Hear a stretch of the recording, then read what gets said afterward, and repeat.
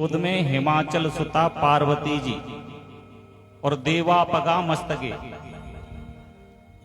गंगा जी जिसके मस्तक पर विराजमान हैं। ऐसे भगवान भोले शंकर को स्वरूप का वर्णन करके यहाँ तुलसीदास जी महाराज प्रणाम करते हैं। और फिर नीचे चल के विष्णु भगवान का भी वंदन किया, राम जी का वंदन किया। नीलांबुज श्यामल कोमलांगम सीता समारोपित वाम भागम पांडव महासायक चारु चापम नमामि रामं रघुवंशनाथम। उस दिन आपको अवगत कराया भगवान राम का स्वरूप कैसा है, काला पीला।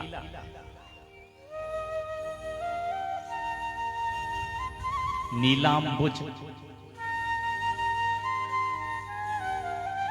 नीलांबुज, अंबुज मीन्स कमल, लोटस, और नीला ब्लू। नीले कमल के समान है राम। श्यामल कोमलांगम, जिनके जो अंग हैं वो श्याम वर्ण के हैं और बिल्कुल कोमल हैं, सुकोमल। सीता समारोपित वाम भागम, जिनके बाएं भाग में मां अंबा जगदम्बा सीता जी विराजमान। पांडव महासायक चारु चापम, जिनके कंधे पर धनुष और बाण तरकस विराजमान है।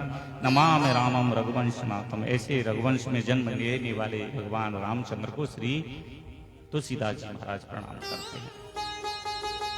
फिर एक बार तुलसीदास जी महाराज ने अपने गुरु के लिए यहाँ वंदन किया है। श्री गुरु चरण सरोज रज निज मन मुकुर सुधार, बरनौ रघुवर विमल यश जोदायक फल चार। श्री गुरु चरण सरोज रस, श्री गुरु के कमल रूपी चरणों का वंदन करके उनकी जो धूली है उसे लेकर के मैं अपने मस्तक पर धारण करता हूँ, क्योंकि मुकुर मेरा जो मन रूपी दर्पण है ये कहीं गंदा हो गया हो तो उस धूली से मैं इसे साफ करता हूं।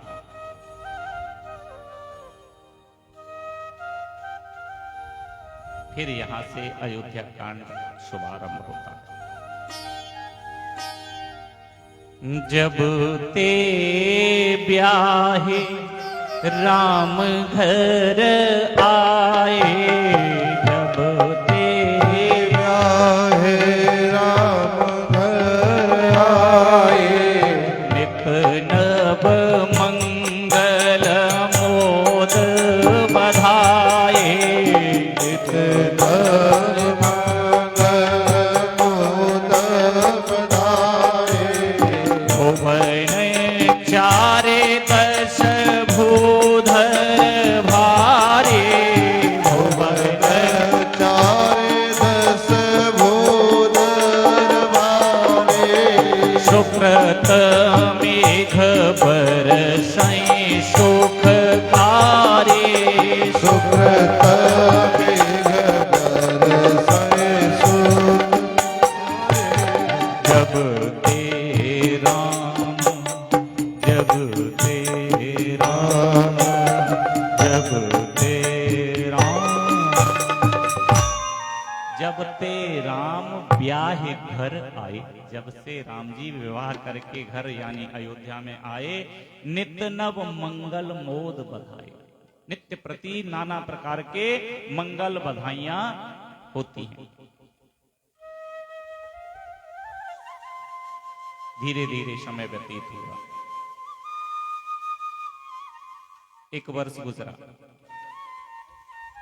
2 वर्ष गुजरे, 3 वर्ष गुजरे, 4 वर्ष गुजरे, 5, 6, 7, 8, 9, 10, 11 और 12वां वर्ष विवाह को पूर्ण होने वाला है। ये वक्ताओं को अक्सर पता नहीं रहता। बस आए राम ब्याह करके और सीधा वनवास के लिए जाओ जी।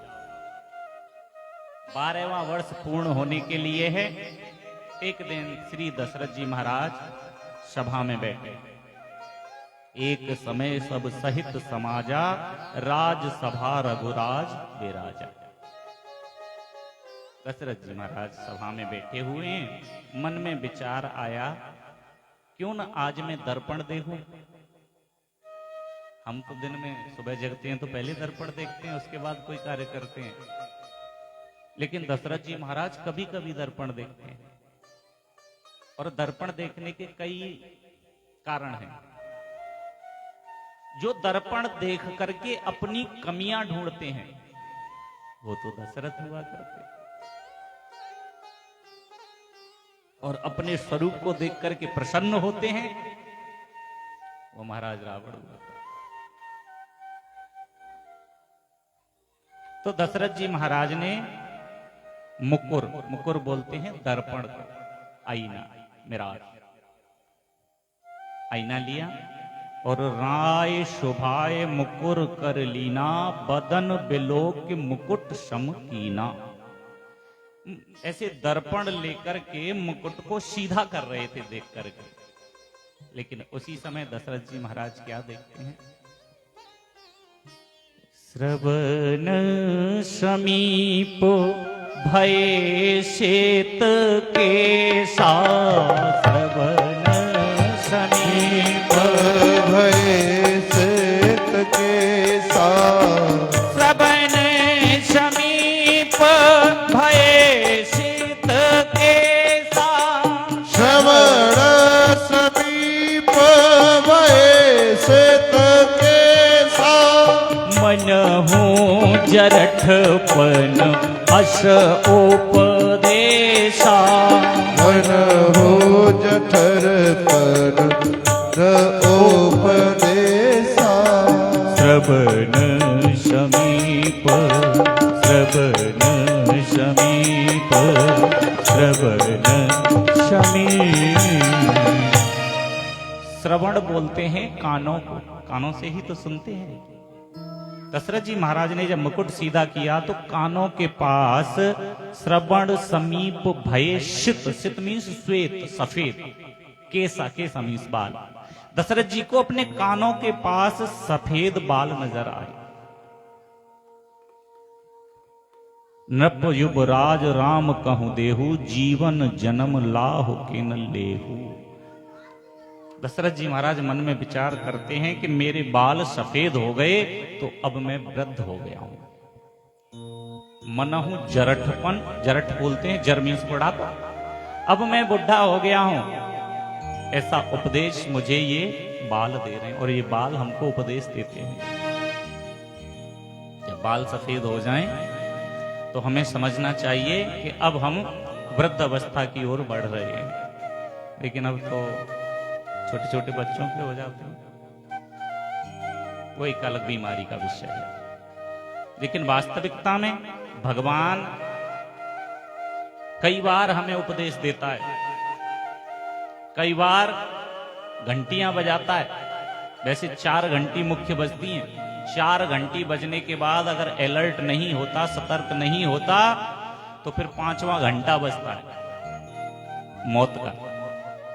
4 घंटी कौन सी है? पहली घंटी यही बजती है भगवान की। बाल सफेद शुरू होना, ये पहली घंटी है कि अब तुम वृद्धावस्था की ओर जा रहे हो, अब भी भजन कर लो। लेकिन लोग कहते हैं क्यों करें? ऐसी ऐसी गोदरेज की और गार्नियर की डाई आ रही है महाराज, नेचुरल से भी बहुत परे।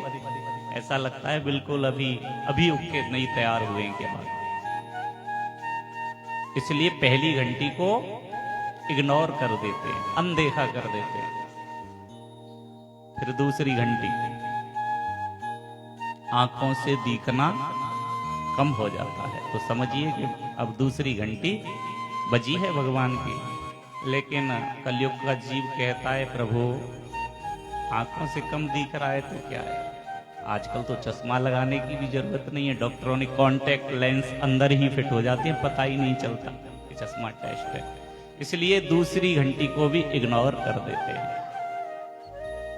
तीसरी घंटी महाराज जब बजती है तो अवस्था जब थोड़ी और बढ़ती है तो मुंह में से दांत खत्म होने लगते हैं। भगवान कहते हैं तूने बहुत कठोर कठोर चीजें खाई हैं, अब तेरी उम्र बढ़ रही है, पाचन क्रिया में परेशानी होगी, इसलिए सॉफ्ट सॉफ्ट खा, दांत को ले लेते हैं। लेकिन ये कलयुग का जीव कहता है प्रभु आपने हमारे यही तो उखाड़ दिए हैं, डॉक्टर ने ऐसी बत्ती सी चलाई है पता ही नहीं चलता, पहले वालों से भी मजबूत, इसलिए तीसरी घंटी को भी इग्नोर कर देते हैं। फिर महाराज चौथी घंटी बजती है, शरीर में से ताकत कम हो जाती है और झुक करके चलना शुरू हो जाता है। भगवान कहते हैं अब भी सबल भजन कर, लेकिन जीव कहता है महाराज अभी तो बाबा रामदेव की च्यवनप्राश में वो ताकत है कि दोबारा से हो सकता है यौवन प्रदान करना, इसलिए चौथी घंटी को भी इग्नोर कर देता है।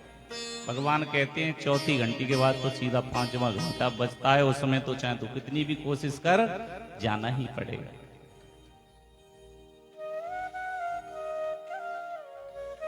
पत्नी का क्या होगा?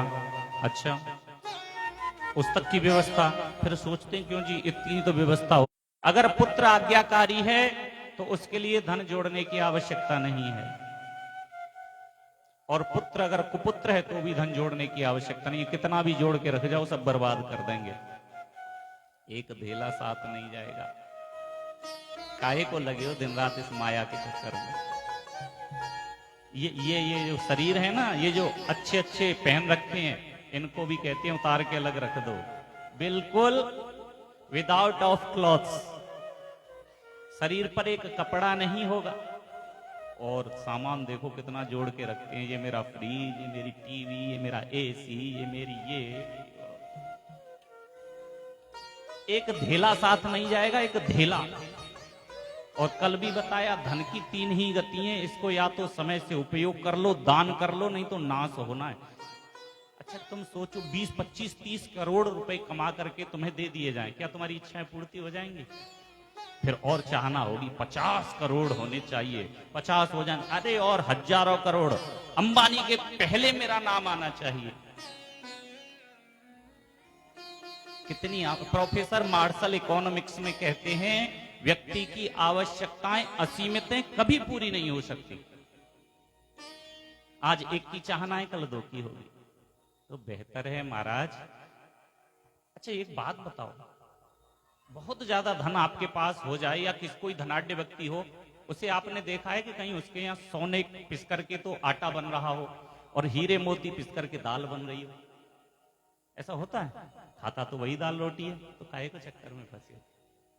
नहीं जी हम तो सोच के रखते हैं, सोच के रखने में पता है अभी एक कीड़े ने सोच के सारा जो लग रहा था कि ये सब खत्म, बच जाए जान कैसे भी, लेकिन फिर भी अभी भी अलर्ट नहीं हुए, अभी तो बचा के रखो उसे, बचा के। और एक बात ध्यान रखो, किया हुआ दान ही वहां काम आएगा, बाकी कहीं नाम कुछ भी साथ नहीं जाने वाला तुम्हारा। इसलिए वहां की इंतजाम यहीं से कर लो तो ज्यादा अच्छा है। यहां का इंतजाम मत करो, यहां का तो हो गया, वहां का इंतजाम करो।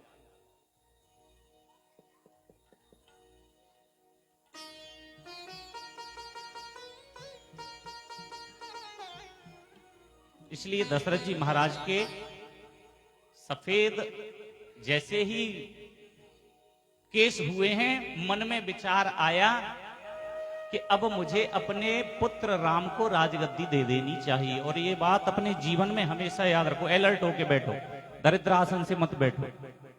आप सब दरिद्र आसन से मत बैठो, आसन लगा के बैठो सब। दरिद्र आसन पता है कौन सा होता है? उस दरिद्र आसन से अगर इंद्र भी बैठेगा तो वो लक्ष्मीहीन हो जाएगा। ये दरिद्र आसन है, इससे नहीं बैठना चाहिए।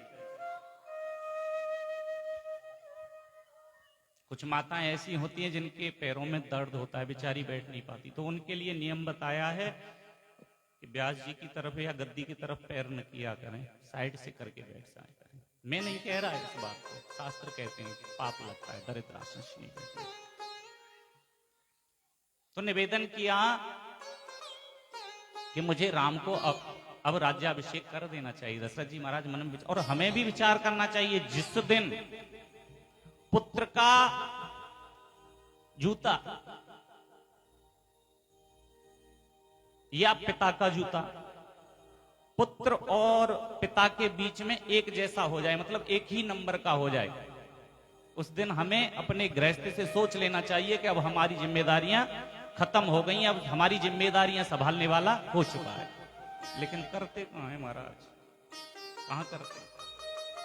सोचते हैं अभी तो पुत्र हुआ है, फिर पौत्र, फिर पौत्र का इंतजाम करने, अभी पर पौत्र और हो जाए। कोई साथ देने वाला नहीं है। कोई जिस पत्नी को दिन रात आगे पीछे उसकी सेवा में लगे हो, उसके लिए पता नहीं कहां कहां से धन एकत्रित कर रहे हो, वो भी साथ नहीं देगी। कहां तक साथ देगी? दरवाजे तक। इसके बाद कहीं ले जाओ।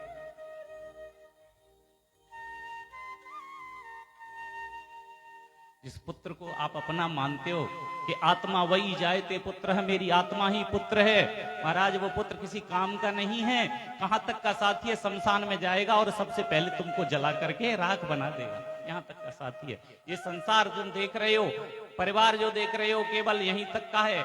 समाज जो देख रहे हो, केवल तुम्हारे शमशान तक साथ जाएगा, इसके बाद कोई साथ नहीं जाएगा। इसके बाद जाएगा तो तुम्हारा किया हुआ कर्म तुम्हारे साथ जाएगा। इसलिए ये सब मोह माया को, ये मोह माया है। पुत्र, पिता, भाई, बंधु, चाचा, ताऊ, माता पिता, ये सब बंधन है। और इस बंधन को जितनी मजबूत रस्सी से बांध कर रखोगे, तुम्हें बिछोड़ जाते समय उतना ही दुख होगा। इन रिश्तों को रेशम की डोरी के तारों की तरह रखो, बिल्कुल छोटे छोटे जैसे रेशम के तार होते हैं ऐसे रखो, जिससे अगर तुम्हारा जाने का समय आए तो तुरंत ये टूट जाए, जाने में आपको परेशानी ना हो। और रस्सी मजबूतों से बांध बांध करके रखोगे, महाराज जाते समय बहुत परेशानियां होंगी।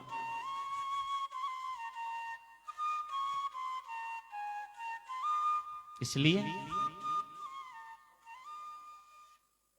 4 दिनों की प्रीत जगत में, 4 दिनों के नाते हैं।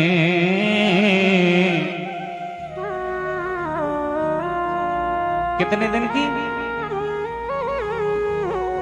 बहुत ध्यान से सुनो इन शब्दों को, इनमें गीता का सार छुपा है। जिस समय अर्जुन को मोह हुआ, भगवान ने केवल इन्हीं शब्दों के साथ अर्जुन का मोह तोड़ दिया। 4 दिनों की प्रीत जगत में, 4 दिनों के नाते हैं। पलकों के पर्दे पड़ते ही सब नाते मिट जाते हैं। ये आंखें खुली हैं जब तक रिश्ते हैं, और आंखें बंद सारे रिश्ते खत्म। फिर तो ये कहते हैं हटाओ इसे, भूत बन जाएगा, यहाँ चिपक जाएगा, ले जाओ इसे। और नहीं तो करके देख लो, आज श्वास चढ़ा लो तुम 10 मिनट शाम को जा करके, हटाओ जी, हो गया काम। जब ये स्थितियां, जब तक आंख खुली है, इन आंखों की बात करते हैं। पलकों के पर्दे पड़ते ही सब नाते मिट जाते हैं। जिनकी चिंता में तू जलता, अजी वो ही चिता जलाते हैं। दिन रात चिंता में मेरे बाहर पुत्र का क्या होगा, और वही तेरे को चिता में जला देंगे। तू चिंता करता करता मर जाएगा। जिनकी चिंता में तू जलता, अजी वो ही चिता जलाते हैं। जिन पर रक्त बहाए जल सम, ये कहते हैं मेरे जीते जी तुम पर कोई आंच नहीं आ सकती। अरे तुम्हारा पसीना गिरेगा, मेरा खून बह जाएगा। तू जिन पर खून बहा रहा है वो जिन पर रक्त बहाए जल सम, जल में वही बहाते हैं। थोड़ी सी हड्डियों को उठा के लाएंगे एक पात्र में और जल में बहा देंगे तुझे। जिन पर तू खून बहा रहा था वो आखिरकार तेरी हड्डियों को बहाएंगे। जिन पर रक्त बहाए जल सम, जल में वही बहाते हैं। पलकों के पर्दे पड़ते ही सब रिश्ते मिट जाते हैं। 4 दिनों की प्रीत जगत में 4 दिनों के नाते हैं। और विशेष बात, घर के स्वामी के जाने पर, जिसके बिना पूछे घर में दाल भी नहीं बनती थी, बताइए किसकी बनानी है। और जब वो चला जाए फिर, घर के स्वामी के जाने पर घर की शुद्धि कराते हैं। कहते हैं गंगा जल से छिड़काव करो, उठा के जहां से ले गए वहां जमीन को धो दो, साफ कर दो। अरे वो घर का स्वामी था, अब क्या हो गया। घर के मुखिया के जाने पर घर की शुद्धि कराते हैं। पिंड दान कर प्रेतात्मा से अपना पिंड छुड़ाते हैं। पिंड दान कर प्रेतात्मा से अपना पिंड छुड़ाते हैं। पलकों के पर्दे पड़ते ही सब नाते मिट जाते। एक पिंडदान करेगा बेटा, 3 पिंडदान होते हैं, एक वहीं कर देगा, एक कहीं चौराहे पे ले जाके, और एक शमशान में। हो गई छुट्टी, तेरा ये कर्ज था मेरे ऊपर, जा और उसके लिए जीवन भर कमा कमा के मर जाओ। पिंडदान कर प्रेतात्मा से अपना पिंड छुड़ाते। चौथे से 40वें दिन तक,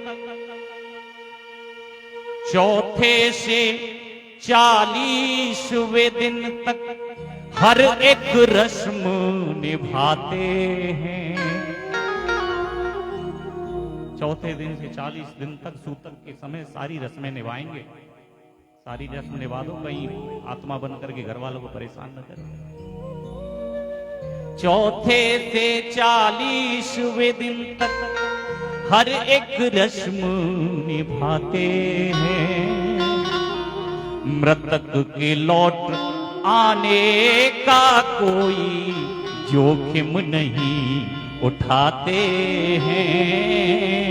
मृतक के लौटाने का कोई जोखिम नहीं उठाते हैं। पलकों के पर्दे पड़ते ही सब नाते मिट जाते हैं। पलकों के पर्दे गिरते ही सब रातें मिट जाते हैं। आदमी के साथ उसका खत्म किस्सा हो गया। आग ठंडी हो गई, चर्चा भी ठंडा हो गया। कल तक चलता फिरता था, बनकर तस्वीर लटक गया दीवाल पर। वो आदमी मजबूर कितना, इतना सा रिश्ता है ये। जैसे ही पलकें बंद, रिश्ते खत्म। एक तस्वीर ली जाएगी, तस्वीर, और उसके नीचे लिखोर दिया जाएगा। पहले तो शोक संदेश जाएगा, शोक संदेश, उसमें लिखा जाएगा निधन, पिताजी का हो गया निधन, माताजी का हो गया निधन। इतना धन कमाने के बाद क्या लिखा जा रहा है? निधन। पैसे ही नहीं है। चलो, शोक संदेश के बाद 40 दिन की रस्म होने के बाद एक तस्वीर बनवाई जाएगी और उसके नीचे लिखा जाएगा स्वर्गीय। जैसे कि डायरेक्ट इनका कांटेक्ट है ऊपर, यमराज से लेकर के भगवान तक डायरेक्ट रोज फोन से बात करते हैं। इनको पता है कि पिताजी स्वर्ग में ही गए। किसी की तस्वीर के नीचे कभी नरकवासी देखा है? नहीं देखा। स्वर्गवासी देखा है? पक्का एक कर्म ऐसे करेंगे स्वर्ग में ही जाएगा। लेकिन लिखेंगे साहब स्वर्गवासी। जैसे स्वर्ग तो पिताजी ने पहले ही कांटेक्ट लेकर के वहां बिल्डिंग तैयार कर रखी है क्या स्वर्ग की।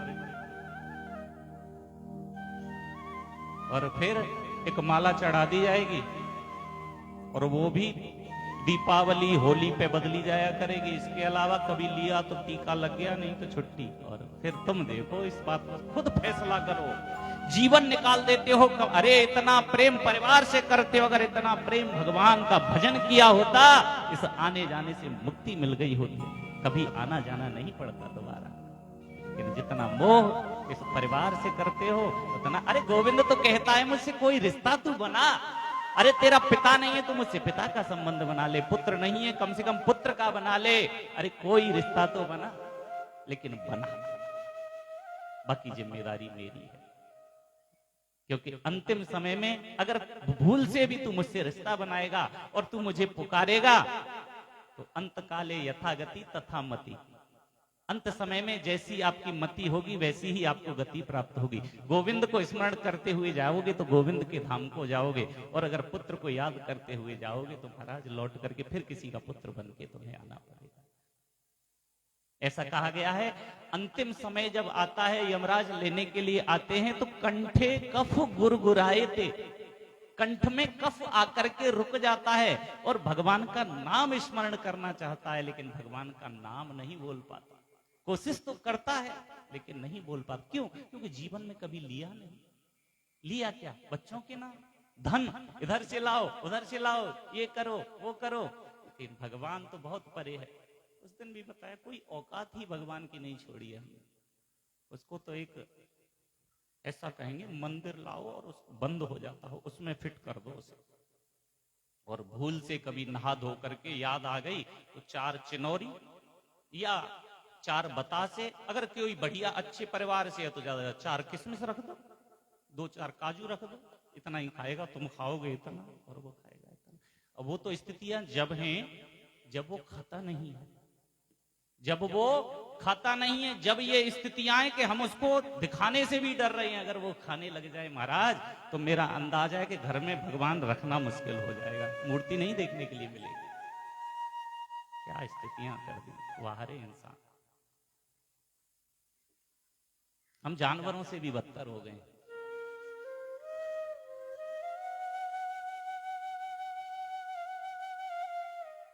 दिन रात इस परिवार में लगन लगाए बैठे हैं, ये परिवार काम आने वाला नहीं। दशरथ जी महाराज इसी बात को कह रहे हैं, मेरा अंतिम समय।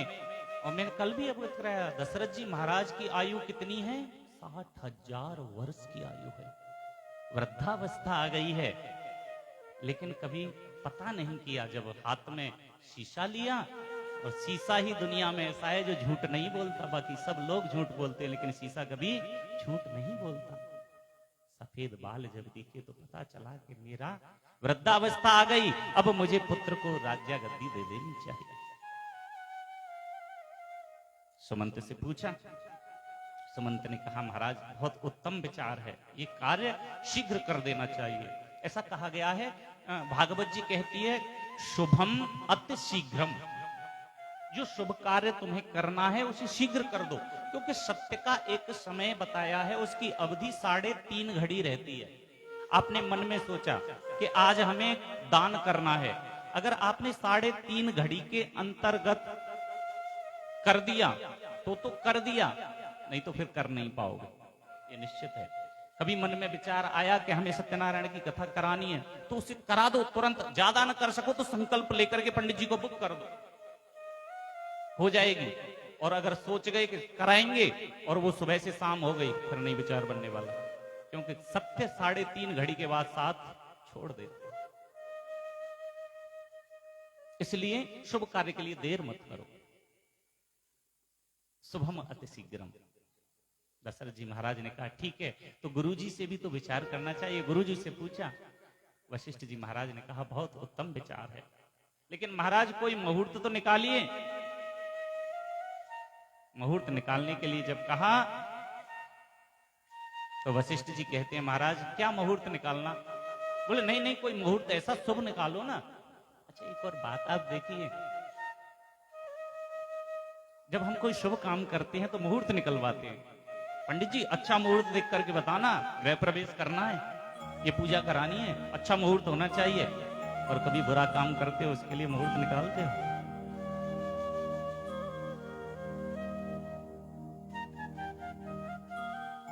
वशिष्ठ जी ने कहा मुहूर्त तो महाराज मेरे हिसाब से तो ऐसा है, क्योंकि वशिष्ठ जी जानते हैं, त्रिकालदर्शी हैं, जानने वाले हैं कि क्या होने वाला है। इसलिए वशिष्ठ जी ने मुहूर्त नहीं निकाला, गूढ़मय तरीके से मुहूर्त निकाला। गूढ़मय तरीके से क्या कहा?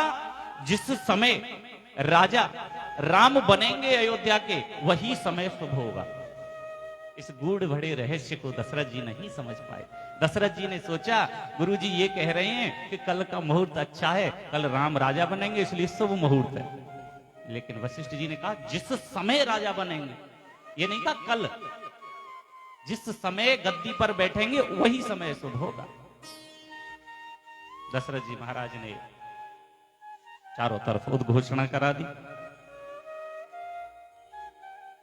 चारों तरफ तैयारियां होने लगी, लेकिन समय बड़ा बलवान होता है।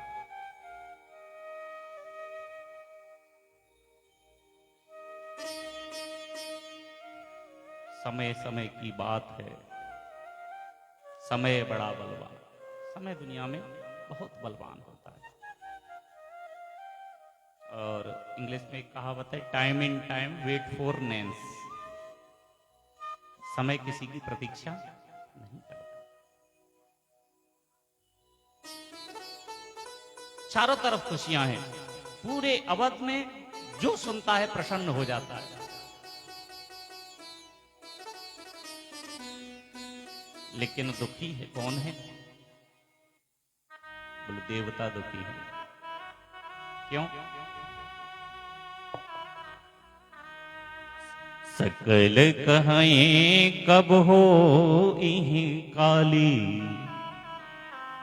विघ्न मनावहि देव कुचाली।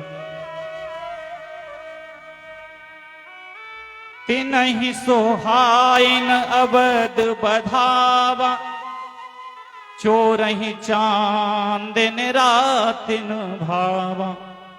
शारद बोल विनय शुर करही, बारहि बार पायल परही। देवताओं को ये अच्छा नहीं लग रहा, क्योंकि भगवान का जो अवतार हुआ है वो देवताओं के कार्य की सिद्धि के लिए हुआ है। इसलिए देवता सोचते हैं अगर ये यहाँ राजा बन जाएंगे तो जो हमारे बाकी के कार्य हैं जो इनको पूर्ण करने हैं वो पूरे नहीं हो पाएंगे।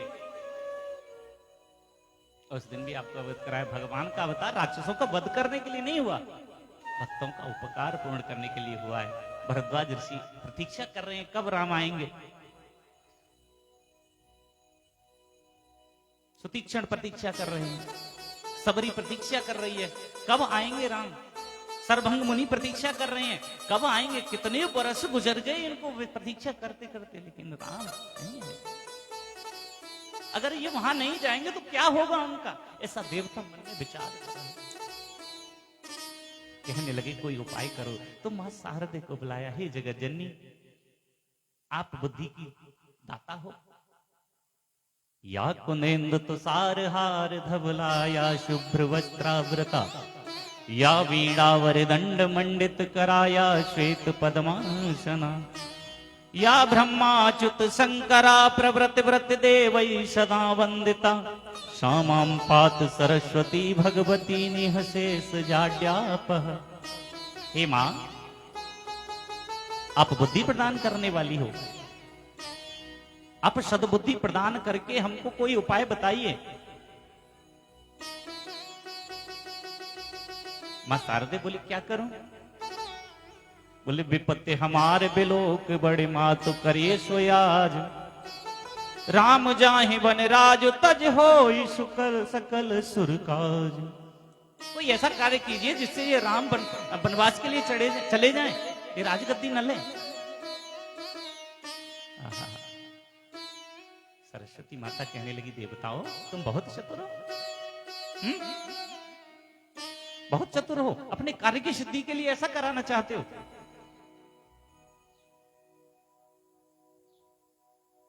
आप अपने कार्य को सिद्ध करने के लिए ऐसा करना चाहते हो। बोले ऊंच निवास नीच करतूती, देख न सकहीं पराए विभूति। ऊंच निवास, ऊंचे स्थान पर रहते हो और सोच इतनी नीची। देख न सकहीं पराए विभूति, अरे दूसरे का भला नहीं दे सकते, दूसरे का हित नहीं देख सकते हो।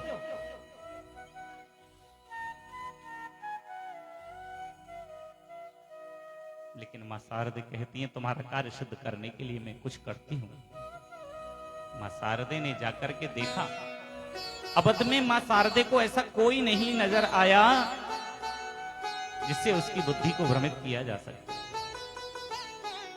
क्योंकि बुद्धि उसकी भ्रमित की जा सकती है जो मंद बुद्धि हो। बहुत ध्यान से सुनिए, बुद्धि किसकी भ्रमित की जा सकती है? जो मंद बुद्धि हो। और पूरे अवध में किसी की मंद बुद्धि नहीं है। मंद बुद्धि किसकी है? थोड़ी देर पहले आपको बताया, मंद बुद्धि तो साथ लेकर के आई है कैकेयी मंथरा को, और जिसकी मंद बुद्धि है उसी को भ्रमित किया जा सकता है। मां शारदे ने सब में से छांटा कि कौन ऐसा हो सकता है, तो मंथरा दिखाई दे गई। नाम मंथरा मंद मत चेरी के कई केर, अजस पेटारी ताहे कर गई गिरामत फेर। आई मां शारदे और रात्रि के समय मंथरा की बुद्धि को फेर दिया।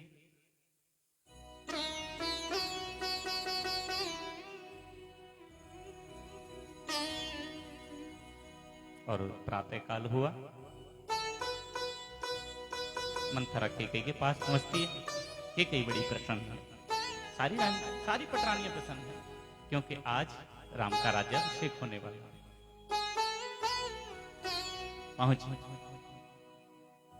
कैकेयी को प्रणाम किया और कहने लगी, बहन मैं हमेशा तुम्हारे हित की बात सोचती हूं, लेकिन ये राम का राज्याभिषेक होने वाला है, इसमें आप इतनी प्रसन्न क्यों हो रही हो? कैकेयी ने कहा, राम मुझे अपने प्राणों से भी प्रिय है। बचपन में राम को कैकेयी बहुत प्रेम करती है। एक समय की बात, मां कैकेयी ने बहुत सुंदर पकवान दाल भात बनाया। राम को दाल भात बहुत प्रेम है, प्रिय है, बहुत प्रिय है। जैसे भगवान कृष्ण को मक्खन प्रिय है, मिश्री प्रिय है, ऐसे ही राम जी को दाल भात बहुत प्रिय है।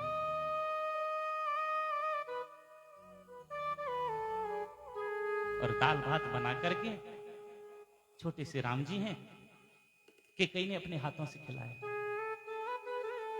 और अपने हाथों से खिलाने के बाद राम जी से पूछती हैं, बेटा राम मेरा भोजन कैसा बना है? राम जी के नेत्र सजल हो गए। मां तेरा भोजन बहुत स्वादिष्ट है, मैं उसकी वर्णन नहीं कर सकता, कितना सुंदर है।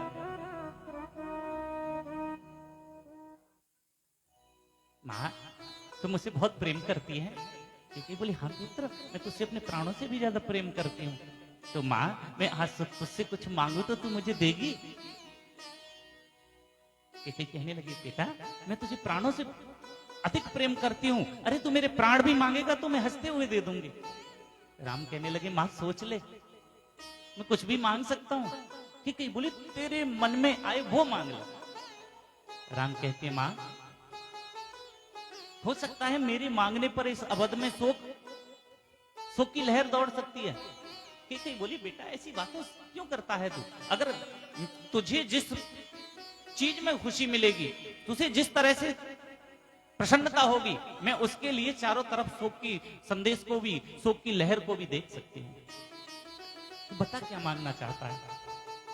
भगवान राम कहते हैं, मां हो सकता है मेरे मांगने पर तुझे विधवापन का दर्शन करना पड़े।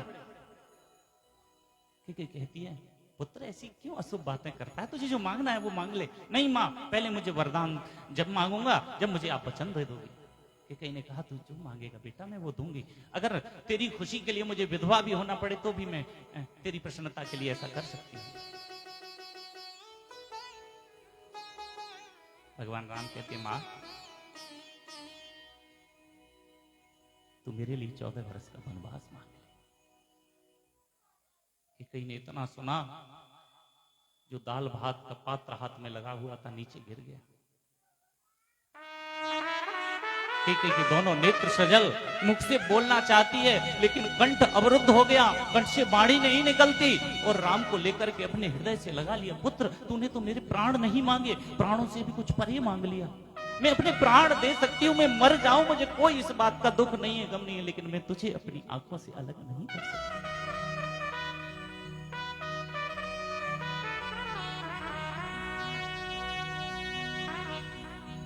लेकिन प्रिय भक्तों, राम की प्रसन्नता के लिए कैकेयी सब कुछ देने के लिए तैयार है। और ये बात कैकेयी ने उस दिन से लेकर के जब तक विवाह होकर के आया, ये बात किसी से जिक्र नहीं की।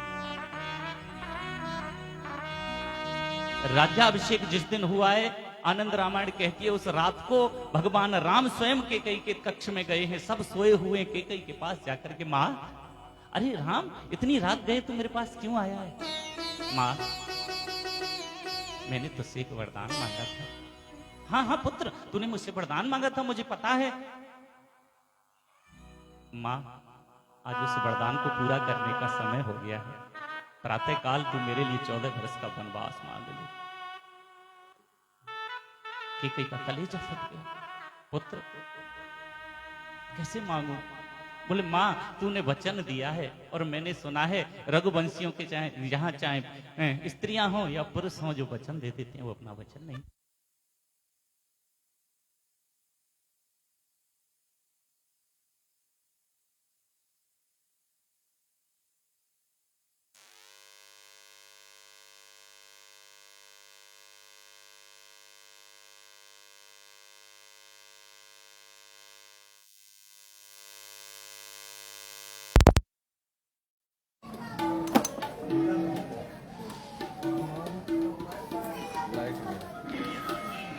सीताराम सीताराम सीताराम सीताराम सीताराम सीताराम सीताराम सीताराम सीताराम सीताराम सीताराम सीताराम सीताराम सीताराम सीताराम।